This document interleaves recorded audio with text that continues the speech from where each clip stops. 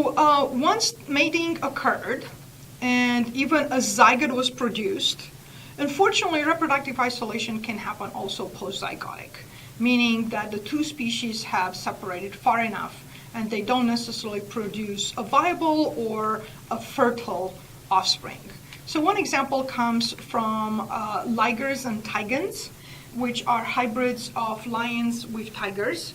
So even though today lions and tigers don't coexist, we know they had a common ancestor, the saber-tooth tiger.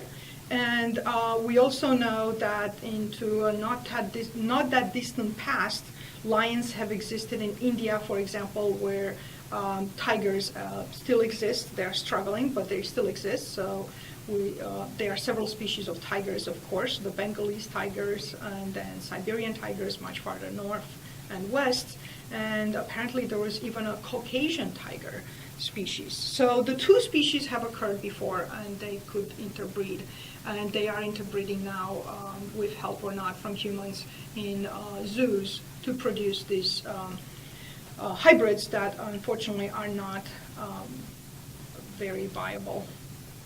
They survive and they're good, but they are not necessarily a new species. So. And then another postzygotic reproductive isolation scenario can happen in mule, for example, and several other species, but mules are very commonly understood because we maybe have seen them. So a combination in between a mare and a male donkey will produce a mule that is usually sterile.